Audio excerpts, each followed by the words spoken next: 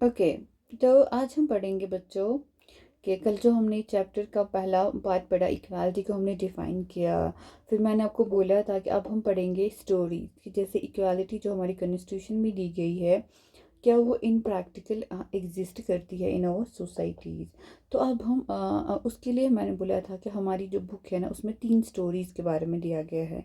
उस 3 स्टोरी से हमें पता चलता है कि हमारी सोसाइटीज़ में कितना इनइक्वालिटी एग्जिस्ट करता है। इक्वालिटी तो दिया है in the law, in the constitution, but in the ground equality बहुत इनइक्वालिटी भी एग्जिस्ट करती है। हर कोई एक दूसरे को इक्वल नहीं समझता है। तो पहला जो स्टोरी है ना हमारा, वो कौन सा है? वो है कांता का, जो कि डोमेस्टिक वर्कर है, ठीक है। दूसरा जो स्टोरी है दैट्स अबाउट ओम प्रकाश वाल्मीकि, जो कि एक दलित बॉय है। एंड उसके बाद मिस्टर एंड मिसेस अंसारी, जो कि मुस्लिम टीनेज होते हैं। तो जो ये कांता होती है ना, डोमेस्टिक वर्कर किसको बोलते हैं? जो किसी के घर पे काम करती है, ठीक है, उनके घर पे झाड़ू पोछा खाना बनाती है, उसे कहते हैं डोमेस्टिक वर्कर। तो जो ये कांता होती है ना, इसका जो शेड्यूल होता है ना काम करने का, वो होता है मॉर्निंग से इवनिंग, ठीक है, मॉर्निंग टिल इवनिंग इसके काम का शेड्यूल होता है। सुबह ही जाती है, शाम को आती है, फिर पूरा मतलब बहुत थकी हुई रहती है। उसके बाद क्या होता है ना, इसको एक दिन भी ऑफ नहीं ले सकती है फ्रॉम द वर्क, ओके। लेकिन ये जो कांता है ना, वो रहती है कहाँ पे? स्लम्स में। किसको बोलते हैं स्लम? स्लम बोलते हैं कि उस एरिया को जहाँ पे मैक्सिमम बहुत पुअर लोग रहते हैं, ठीक है, बहुत पुअर लोग रहते हैं। एंड वहाँ पे जो प्रॉपर सैनिटेशन नहीं होता है, प्रॉपर वेंटिलेशन, प्रॉपर शेल्टर नहीं उनको होता है, तो उसे हम कहते हैं स्लम्स। जैसे इंडिया का बहुत बड़ा स्लम कहाँ पे पाया जाता है? मुंबई में, ठीक है।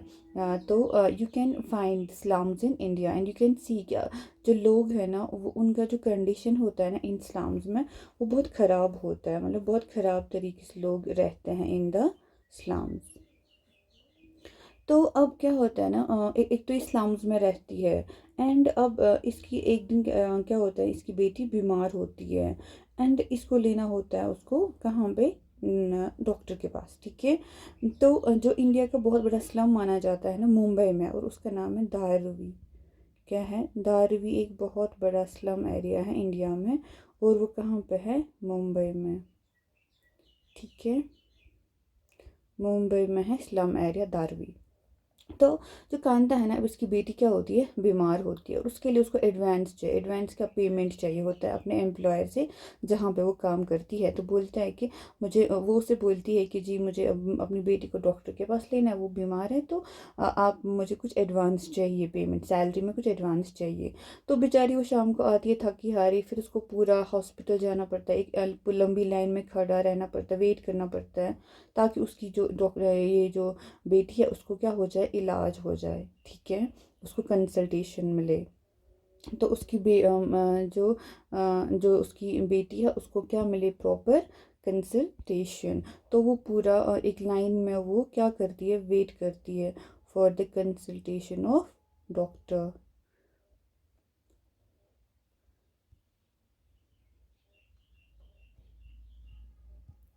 ओके।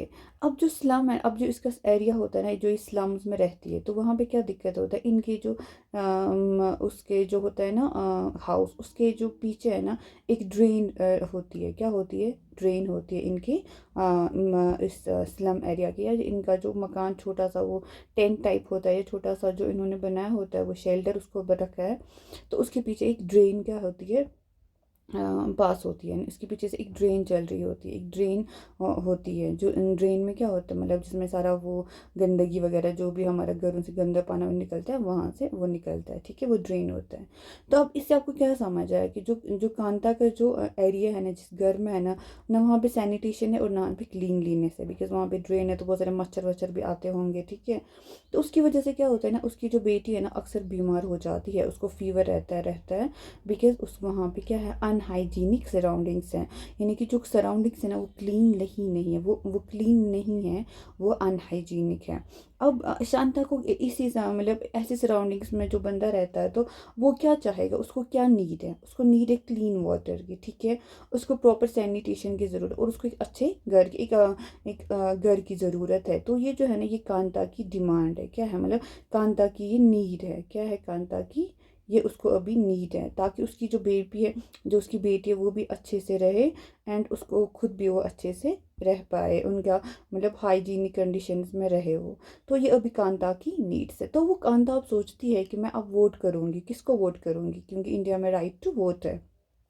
और वोट जो है ना यहाँ पे हर एक को इक्वल है। फॉर एग्जांपल के यहाँ पे एक वहाँ पे जो कांता दिखाया गया है इन द बुक कि कांता वेट मतलब उस क्यू में है जहाँ पे लोग वोट करने जाते हैं, और वहाँ पे सब लोग होते हैं। फॉर एग्जांपल कांता भी होती है जो एक वर्कर है, उसका एम्प्लॉयर भी होता है, जिसके घर पे वो काम करती है ना, वो लोग भी होते हैं वहाँ पे। तो सब लोग एक ही क्यू में होते हैं, सब लोग वोट करते हैं, सब लोगों को इक्वल राइट टू वोट है। तो जो यहाँ पे जो वोट है ना, तो इंडिया में क्या है, इक्वल राइट टू वोट, सबको राइट टू वोट है। इंडिया में क्या है, सबको राइट टू वोट है।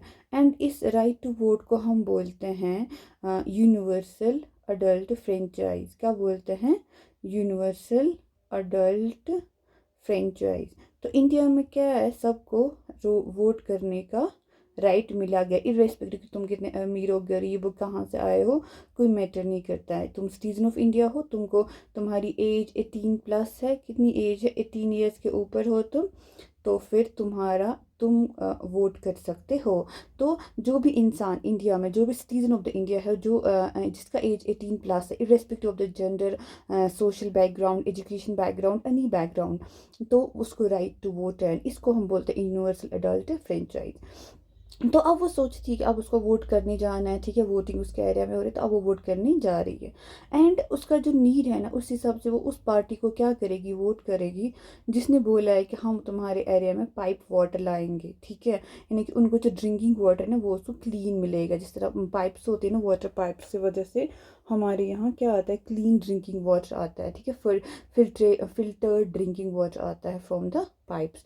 तो उसने बोला अब मैं उसी पार्टी को वोट करूँगी, ठीक है। तो अब हमने देखा कि यहाँ पे क्या है, इस सारे एरिया मतलब जो कहानी है, यहाँ पे क्या मतलब क्या सिमिलैरिटीज है और क्या डिससिमिलैरिटीज है। एक जैसा क्या है, मतलब what is the same similarity between Kanta and her employer. जैसे जहाँ पे कांता काम करती है, दोनों को क्या है, राइट टू वोट है। कांता को भी राइट टू वोट है, उसके एम्प्लॉयर को भी राइट टू वोट है। तो इसको मैंने बोला, बड़ा हम लोग बोलते हैं यूनिवर्सल अडल्ट फ्रेंचाइज, ठीक है। और सबकी दोनों की अलग अलग डिमांड्स हैं। जिस तरह कांता की एक डिमांड, उसका नीड्स है, वो उसी अकॉर्डिंग वोट करेगी, लेकिन उसके जो एम्प्लॉयर है ना, उसको एक अलग सा नीड होगा, ठीक है। जैसे कांता है, वो यहाँ पे क्या है, पुअर है, तो उसको बहुत दिक्कत है, उसकी मतलब बेटी को अच्छे से वो नहीं हो पाता, मतलब अच्छे से नहीं मिलता हाइजीनिक इन्वायरमेंट, अक्सर बीमार रहती है। और वो कांता पुअर है, उसको पूरा दिन काम करना पड़ता है, एडवांस सैलरी मिलने जब मिलता है तो उसके बाद हॉस्पिटल सारा काम करना, मतलब देखना पड़ता है बेटी को, डॉक्टर एंड मतलब उसको ऑफ भी नहीं मिलता होता है फ्रॉम द वर्क। तो कांता बहुत पुअर है, ठीक है। तो पुअर से हमारी सोसाइटी में क्या आती, इनइक्वालिटी आती है। अब जो दूसरा जो फॉर्म है ना of the inequal, that is caste system. क्या है दूसरा form of inequality, that is caste system.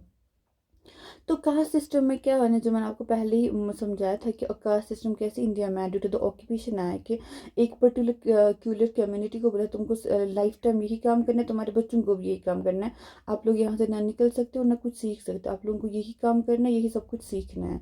तो that was the caste, that is how the caste system evolve in the India, ठीक है। तो उनको उसी ऑक्यूपेशन में रखा गया। तो अब यहाँ पे उसी बेसिस पे एक क्या है, एक दलित बॉय की स्टोरी है कि जो दलित थे ना, उनको बहुत लो, मतलब मैंने बोला था इसको, जो दलित थे ना, मैक्सिमम ये कौन लोग होते थे, जो मैनुअल स्कैवेंजिंग करते थे। क्या करते थे, मैनुअल स्कैवेंजिंग करते थे, यानी कि जो भी सैनिटेशन का काम है ना, वो ये लोग करते थे, ठीक है। तो ऑक्यूपेशन के बेस पे इनको हमेशा क्या मतलब कोई इनसे इक्वल कभी नहीं होता था। इनको क्लासेस में कितना प्रॉब्लम होता था, एजुकेशन हर जगह इनको कितना दिक्कत होता था। तो ओम प्रकाश वाल्मीकि एक दलित बॉय होता है, वो अपनी ऑटोबायोग्राफी में लिखता है। ऑटोबायोग्राफी होता है कि एक आप ऐसा लिखते हो, स्टोरी लिखते हो या बुक लिखते हो, आप खुद ही लिखते हो अपने बारे में, अपनी लाइफ की कहानी खुद से लिखना, उसे हम कहते हैं ऑटोबायोग्राफी। अ पर्सन जो अपनी कहानी खुद लिखता है, ठीक है, जो अपनी कहानी खुद लिखता है, अपनी पूरी बायोग्राफी खुद लिखता है, उसे हम कहते हैं ऑटोबायोग्राफी। और अगर किसी की बायोग्राफी होती है ना, तो उसका मतलब होता है कि वो बायोग्राफी किसी इंसान की है, लेकिन किसी और ने लिखी है अबाउट हिज लाइफ। लेकिन कोई इंसान जो अपनी लाइफ की पूरी कहानी अपनी मतलब खुद से लिखता है, उसे हम कहते हैं ऑटोबायोग्राफी। तो उसने एक ऑटोबायोग्राफी खुद की लिखी, तो उसका नाम था जूठन। क्या था नाम? जूठन। जूठन क्या किसको बोलते हैं अक्सर? जूठा, लाइक जो जूठा किया गया हो। जैसे ये खाना, ये मैं जूठा खाना नहीं खाऊंगी, मैं जूठा पानी नहीं पीऊंगी। This is the way way way like we say to others कि मैं जूठा नहीं खाऊंगी, मैं जूठा नहीं पीऊंगी, ठीक है। तो उसने लिखा था ऑटोबायोग्राफी में, उसका जो नाम रखा था जूठन रखा था। तो वो लिखता है एक कहानी, क्या लिखता है कि जब वो स्कूल में होता है, क्या होता है स्कूल में, तो उसको हमेशा क्लास के बोला था तुम सबके पीछे बैठना है, ठीक है। एंड उसको कभी कभी सब लोग मारते थे, out of nothing, without any reason उसको मारते पीटते थे, ठीक है। एंड उसको एक दिन क्या होता है ना कि इवन कि जब वो क्लास में बैठता था ना, जो क्लास में मैट डाला होता है ना, यानी कि जो जो क्लास के फ्लोर पे मैट होता जिस पे बच्चे बैठते थे, उसको बोला जाता था तुम लास्ट में बैठो, वहां पे तक मैट भी नहीं होता था, तो मतलब without mat on that bare उसको फ्लोर पे बिठाया जाता था। एंड एक दिन क्या होता है कि उसको प्रिंसिपल कहता है कि तुम पूरे स्कूल की सफाई करो, प्लेग्राउंड को सफाई मतलब स्वीप, यानी झाड़ू झाड़ू मारो पूरे क्लास स्कूल का एंड पूरे प्लेग्राउंड का। एक तो वो कहता है इसमें जूटन में कहता है ओम प्रकाश वाल्मीकि, एक तो मैं इतना छोटा सा था एंड पूरी जो प्लेग्राउंड का साइज इतना बड़ा था, मतलब उसको वो सारे बॉडी पे, उसके माउथ में, उसके चेहरे पे सारा डस्ट आ गया था। बट इवन ही वॉज, फिर भी उसको पानी का एक गिलास तक नहीं मिला, पानी का एक बूंद तक नहीं मिला पीने के लिए या सब साफ करने के लिए। एंड उसको कंटिन्यू ये हेडमास्टर ने 3-4 मतलब कपल ऑफ डेज तक उसको एक ये पूरा झाड़ू लगवाया। एंड फिर कैसे ही रुकता है, एक दिन उसके पापा आते हैं, ठीक है। हाँ, वो कंटिन्यू ये झाड़ू मारते हैं बहुत दिन तक, जब तक एक दिन क्या होता है कि एक दिन वहां से उसके पापा आते हैं, वो देखते हैं, वो इसको देखते हैं, किसको देखते हैं? वो देखते हैं अपने बेटे को, क्या देखते हैं? झाड़ू लगाते हुए, ठीक है। वो वहीं से गुजर रहे होते हैं, तो वो देखते हैं कि उसका जो बेटा है वो झाड़ू मार रहा है। तो वो अपने बेटे का हाथ पकड़ता है, उनको बहुत गुस्सा आता है, तो अपने बेटे का हाथ पकड़ता है। वो कहता है कि फिर वहां पे सब मतलब चिल्ला के बोलता है, वो कहता है कि तुम सब टीचर्स हो यहाँ पे। उसके आगे कुछ और भी कहता है, लेकिन जो डॉट्स का मतलब है ना कि कुछ और ही बोला गया लेकिन लिखा नहीं है, ठीक है। तो वो कहता है उन्हें कि आप सब टीचर्स हो, लेकिन अभी अभी मैं जा रहा हूँ, लेकिन आप याद रख लो teachers, but remember this master कि ये जो मेरा बेटा है ये यहीं पे पढ़ेगा, इसी स्कूल में पढ़ेगा। और सिर्फ यही एक बच्चा नहीं यहाँ पढ़ेगा, बल्कि और भी बहुत सारे बच्चे हैं इसके पीछे इस स्कूल में पढ़ने आएंगे। तो वो ये बोलता है किसको? इन स्कूल के टीचर्स को और उसके हेडमास्टर को।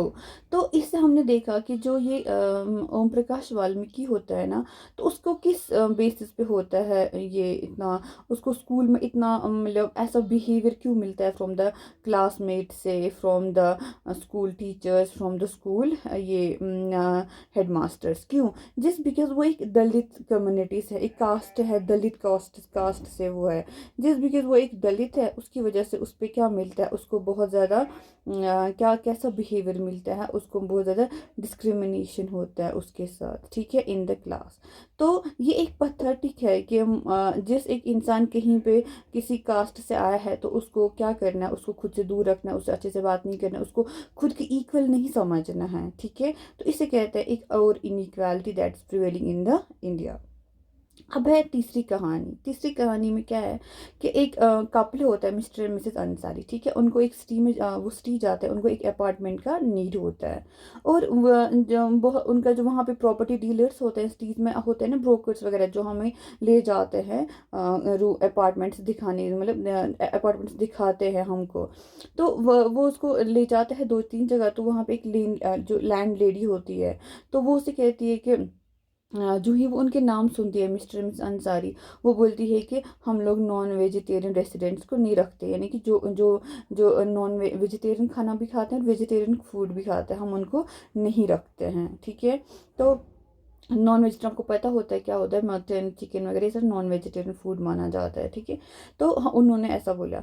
तो ऐसे ही वो 2-3 जगह अपार्टमेंट देखने की, तो हर तीनों ने उनको यही बोला कि हम लोग ऐसे वाले टेनेंट्स को नहीं रखते हैं। तो फाइनली क्या हुआ, जो वो ब्रोकर होता है ना, प्रॉपर्टी डीलर, वो नहीं कहता है कि तुम लोग अपना नाम बदल कर मिस्टर एंड मिसेस कुमार रखो, ठीक है। लेकिन वो लोग ये सब नहीं, मतलब वो ये सब नहीं करना चाहते, कौन, मिस्टर एंड मिसेस अंसारी ये नहीं करना चाहते हैं। फाइनली क्या होता है ना, उनको पूरा 1 मंथ लगता है इस एक फाइनली उनको एक अपार्टमेंट मिलता है, लेकिन उसको ढूंढने के लिए उनको पूरा 1 महीना लगता है, ठीक है। तो ये हमने अभी तक क्या पढ़ी, हमने पढ़ी अभी तक 3 स्टोरीज। क्या पढ़ी? 3 स्टोरीज। और तीनों से हमें क्या पता चला? पहले हमने पढ़ा कि कास्ट के बेसिस पे कौन सा स्टोरी था, ओम प्रकाश का था, ठीक है। ओम प्रकाश को क्यों इतना ज़्यादा उसके साथ भेदभाव हो रहा था? जिस बिकॉज वो एक कास्ट से है, उस कास्ट में वो दलित है, ठीक है। और मिस्टर एंड मिसेस अंसारी को किस बेसिस पे? रिलीजन के बेसिस पे, ठीक है। मतलब क्योंकि वो मुस्लिम है एंड इसलिए उनको कोई जगह नहीं दे रहा है। तो मिस्टर एंड मिसेस अंसारी। उसके बाद है जो कांता। कांता को क्या दिक्कत था? वो एक पुअर क्लास से थी, ठीक है। कांता जो थी ना, वो एक पुअर थी, इसलिए उनको उतना ज़्यादा चीज़ों का एक्सेस नहीं था जितना उसके एम्प्लॉयर जहाँ पे वो काम करते थे उनको हर एक फैसिलिटी मिलता था, जो कि पुअर लोगों को उतना फैसिलिटी नहीं मिलता। उसकी बेटी को हर चीज़ में मतलब रहने सहने, रहने का जीने पहनने का सबको उनको दिक्कत होता है। तो अब इन तीनों कहानियों में क्या हुआ कि जैसे जब जैसे ये क्या नाम है इसका, मिस्टर मिसेस अंसारी और जैसे ओम प्रकाश है, उनके साथ क्या हुआ कि उनको उन क्लासरूम में जो बच्चे थे और जो पूरे स्कूल में जो उनके हेडमास्टर थे, टीचर्स थे, उनको अच्छे से अनइक्वल ट्रीट किया, यानी कि अपने अपने इक्वल उनको ट्रीट नहीं किया। क्या अपने, उनको ये नहीं समझा कि ये हमारे जैसे, ये हमारे बराबर है, ऐसा नहीं समझा। तो उससे क्या होता है, इंसान की डिग्निटी वायलेट होती है। क्या होती है? एक इंसान की डिग्निटी वायलेट होती है। तो डिग्निटी क्या होता है? डिग्निटी होता है कि हर इंसान की एक सेल्फ रिस्पेक्ट होती है। जैसे अभी आप सब यहाँ पे स्टूडेंट्स हैं, ठीक है, आप मेरे स्टूडेंट्स हैं। तो स्टूडेंट्स क्या करते हैं? तो स्टूडेंट्स का काम है पढ़ना, ठीक है, और मैं आपकी टीचर हूँ, मेरा काम है आपको सिखाना, पढ़ाना। तो जो स्टूडेंट्स होते हैं ना, मेरे लिए सब स्टूडेंट्स सेम है, इरिस्पेक्टिव ऑफ आप कहाँ से आए हैं, आप कितने अमीर हैं, आप कितने गरीब हैं, आपके पापा कहाँ से हैं, वो किस कास्ट से है, या आप किस कास्ट से हो, या किसने कैसा बैग पहना है, किसने कैसा शूज़ पहना, इससे मुझे कोई मैटर नहीं है। आप मेरे लिए सब स्टूडेंट्स हैं, आप मेरे लिए सब इक्वल है। आपकी एक डिग्निटी, आपका एक सेल्फ रिस्पेक्ट है कि आप यहाँ पे सीखने आए हैं और आपको यहाँ से सीख के कुछ जाना है।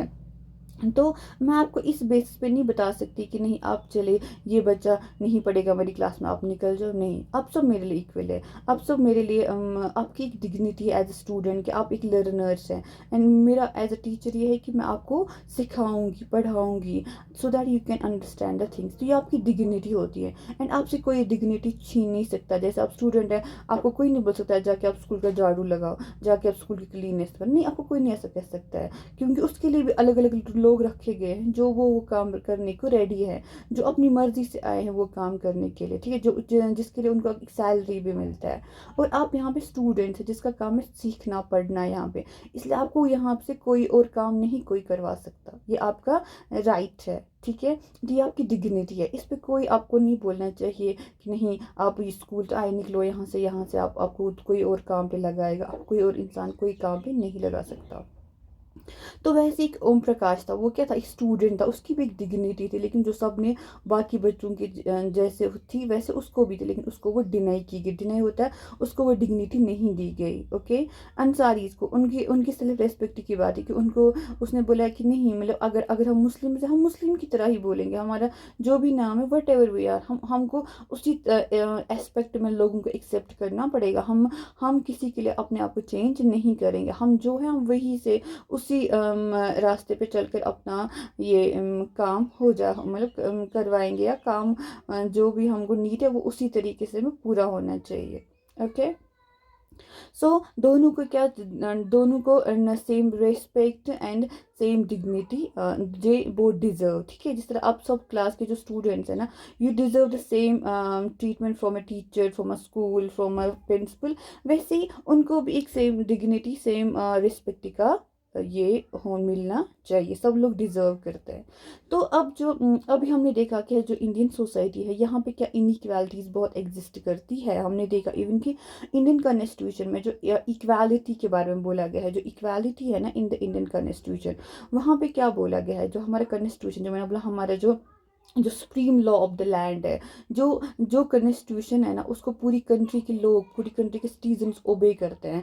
तो वहाँ पे जो इक्वालिटी है ना, उसके बारे में क्या बोला गया है, तो उसमें बोला गया है कि हर एक पर्सन को इक्वल क्या है, राइट, जो हर एक इंसान है वो इक्वल है बिफोर लॉ। ठीक है, जैसे हमारी कंट्री का जो प्रेसिडेंट है, जो आज को है, जो हमारी कंट्री के जो प्रेसिडेंट है, जो द्रौपदी मुर्मू मैम है, ठीक है, that he is the president right now of the India. From that to the domestic worker, जो भी यहाँ पे कोई वर्कर है, जो लेबर है, हर एक को एक ही लॉ ओबे करना है। कौन सा लॉ? जो कि हमारी कॉन्स्टिट्यूशन में दिया गया है।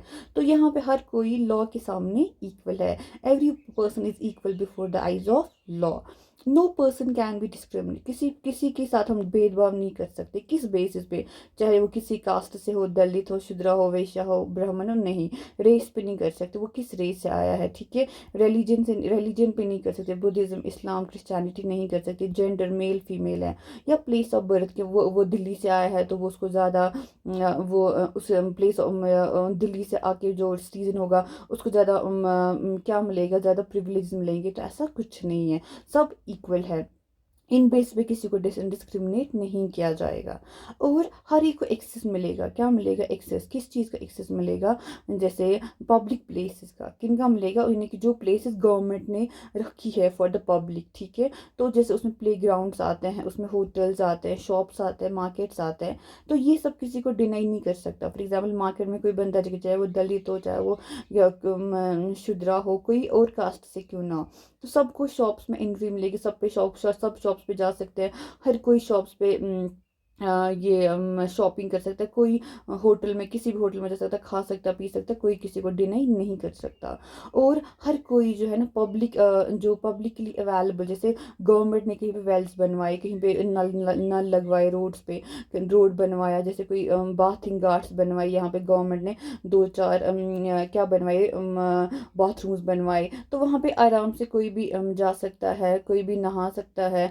और कहीं पे वेल बनवाया, कहीं वहाँ पे भी हर कोई इंसान पानी पी सकता है। ठीक है, कोई किसी को जो भी गवर्नमेंट ने वेल्स, रोड्स या बाथिंग गार्ड्स बनाए, वो किसी पर्सन को डिनाई नहीं कर सकते। वहाँ पे हर कोई इंसान जा सकता है, हर कोई इंसान पानी पी सकता है, हर कोई इंसान नहा सकता है। और अनटचेबिलिटी हमको क्या करना है? ख़त्म करनी है। ये कहाँ पे? हमारे कॉन्स्टिट्यूशन में इक्वालिटी के ये इतने सारे प्रोविजंस दिए गए हैं। तो अनटचेबिलिटी का क्या मतलब होता है कि तुम मुझसे दूर रहो, अनटचेबल्स। तो इसको कहते हैं कि just stay out of me, मुझसे दूर रहो। तुमको कोई, तुम छूओगे तो मैं गंदा हो जाऊंगा, तुम्हारे साथ चलूंगा तो मैं गंदा हो जाऊंगी। ये सारा चीज़ को ख़त्म करना है, अनटचेबिलिटी को टोटल ख़त्म करना है। जो मैक्सिमम कहाँ किन के साथ हुई है इंडिया में? दलित के साथ, जिनको बहुत भेदभाव, जैसे वो ओम प्रकाश वाल्मीकि, ओम प्रकाश जो था, उसको क्लास में किसी के मतलब अपने साथ कोई नहीं बिठाता था, सबके लास्ट में बिठाते थे। तो इसको कहते हैं अनटचेबल बिहेवियर करना, कि अब मेरे साथ मत चलो, मेरे साथ मत बैठो, अब गंदे हो, ऐसा नहीं करना है।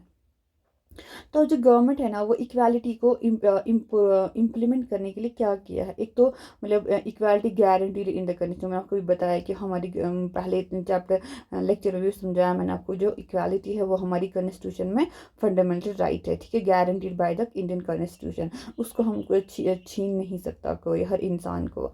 और दूसरा क्या है ना, जो गवर्नमेंट है ना, वो क्या करता है, वो ऐसी स्कीम्स लाता है जो किन के लिए, जो ऐसी कम्युनिटीज़ के लिए जो डिसएडवेंटेज है, यानी कि जिनको उतने फैसिलिटीज़ नहीं मिलती है, या जो पुअर है, या जिनके पास उतने रिसोर्सेज नहीं है, तो उनके लिए कुछ प्रोग्राम्स वो इम्प्लीमेंट करती है। जैसे कि एक प्रोग्राम है था मिड डे मील स्कीम, जो अभी भी हमारे स्कूल्स में चल रहा है।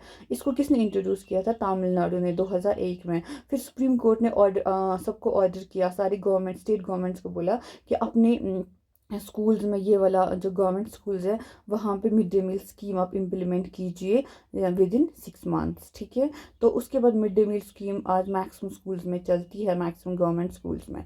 तो अब मिड डे मील से क्या फ़ायदा हुआ? मिड डे मील से क्या फ़ायदा हुआ?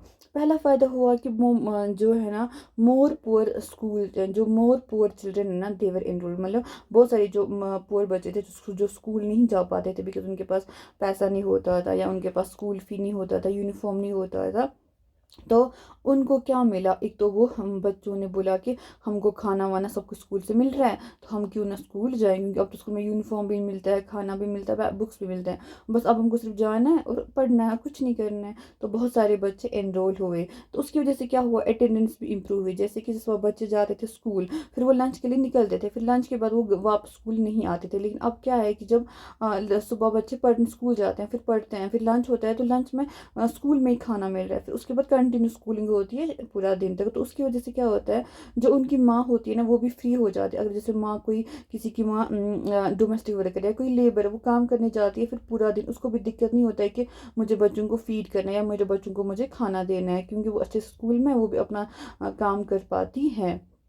फिर क्या होता है ना, और उससे एक और चीज़ है कि सब लोग जो खाना है ना साथ में खाते हैं और एक ही खाना खाते हैं सब लोग, चाहे वो अपर लोअर सारी जो कास्ट्स है ना सब लोग साथ में खाना खाते हैं।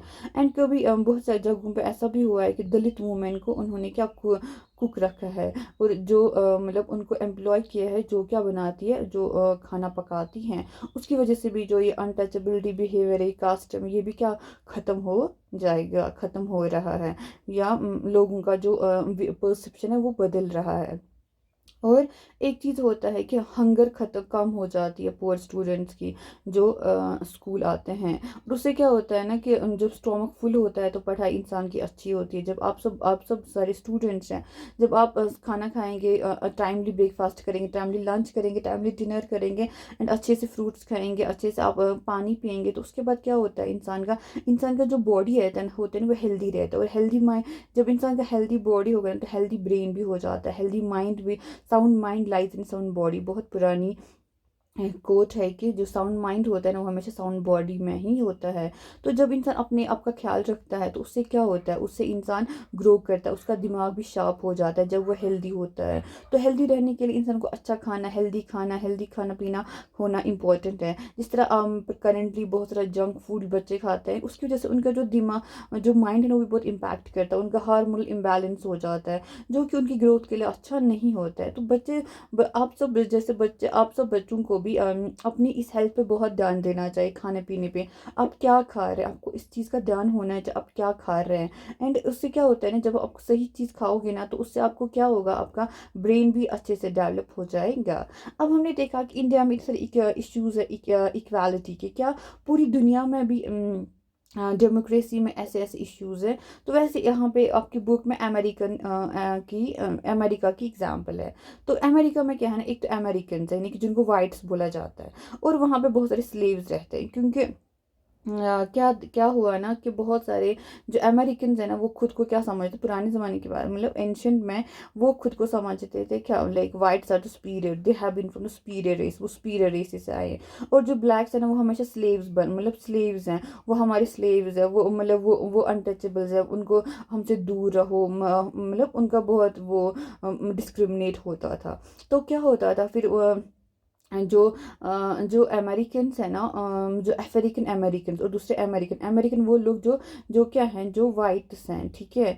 और अफ्रीकन अमेरिकन जो कहाँ, जो अफ्रीका से एज ए स्लेव आए लेकिन रह कहाँ पे रहे हैं अभी, अमेरिका में, जो कि ब्लैक्स हैं, ठीक है। तो इनको क्या रखा गया, तो इनको वाइट्स के लिए separate schools, colleges, health facilities बहुत अच्छी अच्छी होती थी। लेकिन जो ये थे ना, जो जो एज ए स्लेव्स आए थे इन द अमेरिका में, उनको डिनाई किया जाता था स्कूल्स, वो स्कूल जहाँ पे वाइट्स जाते थे। और जब वो बस में जाते थे ना, अगर वहाँ पे कोई वाइट मैन होता था, वाइट वुमेन, उसको उनको क्या सीट छोड़नी पड़ती थी, उनको अपनी सीट से उठ के उनको सीट छोड़नी पड़ती थी। और जब भी उस किसी बस में जाते थे, ट्रेन में जाते, उनको लास्ट वाले डिब्बे में बैठना पड़ता था। तो बहुत ही दिक्कत होता था वहाँ पे, ठीक है। तो फाइनली क्या हुआ ना, एक वुमेन होती है, उसका नाम है रोजा मार्क।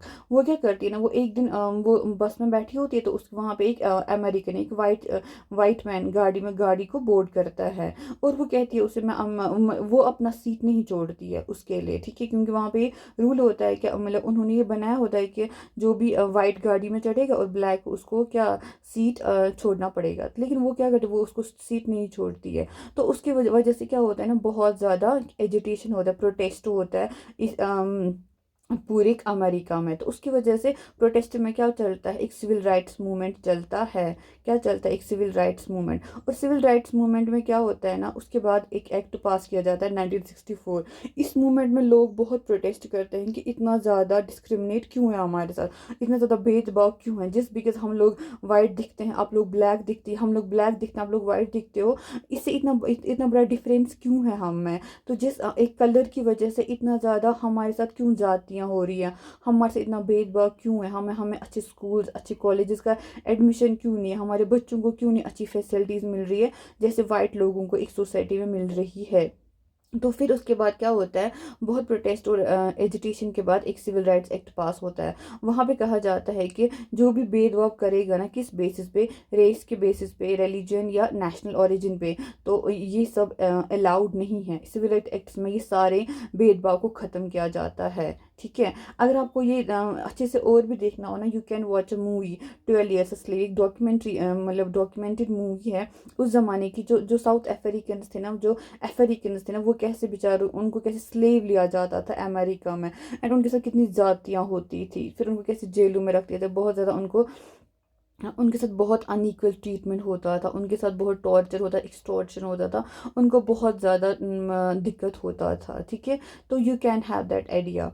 तो अब चैलेंजेस क्या है डेमोक्रेसी के, चैलेंजेस है कि अभी भी पूरी कंट्री, जो भी कोई कंट्री कंप्लीटली डेमोक्रेटिक नहीं है, मतलब पूरी जैसे एक कंट्री है उसका डेमोक्रेटिक है, उसका एक कॉन्स्टिट्यूशन है, तो वहाँ पे लिखते हैं सब इक्वल है, लेकिन इन इन रियलिटी में इक्वालिटी हर जगह एग्जिस्ट नहीं करती है। अभी भी स्ट्रगल करना पड़ता है सब लोगों को कि सब, जो एक कंट्री है ना, यहाँ पे सब इक्वल, ये भी समझाना पड़ता है, ये भी लोगों को दिखाना पड़ता है यार, सब लोग एक हैं, सबकी डिग्निटी एक सबकी एक डिग्निटी होती है। तो इसके लिए अभी भी सब लोग हर एक कंट्री में काम करते हैं, इंडिविजुअल्स करते हैं, एक्टिविस्ट्स करते हैं, सिविल सोसाइटीज़ करती हैं काम, ताकि उनको लोगों को समझाया जाए डेमोक्रेसी कैसा है, और एक इक्वालिटी हमारी समाज में आई, हमारी कंट्रीज़ में आई पूरी।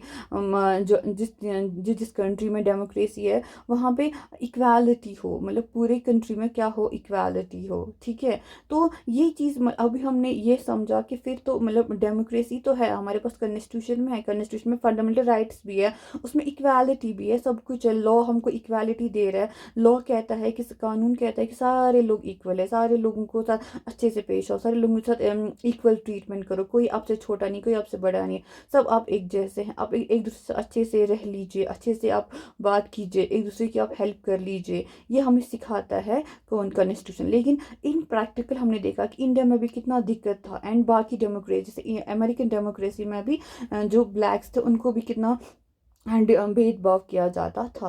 लेकिन अब हमें सबको इतना तो अब हमको समझ आया, अब हमें सबको क्या करना चाहिए, हम सबको अब अपनी सोसाइटी में सारी अगर कहीं पे इनइक्वालिटी हमें दिखती है, हमें उसको क्या करना चाहिए, रोकना चाहिए, एंड सो दैट कि जो हमारा कंट्री है ना, वो क्या हो, वो अच्छे से ग्रो हो, एक डेमोक्रेटिक कंट्री ग्रो हो, एंड सो दैट कि सबको एक प्रॉपर चांस मिले, एक अपॉर्चुनिटी मिले ग्रो होने की, लाइफ में, ज़िंदगी में बेटर लाइफ जीने की।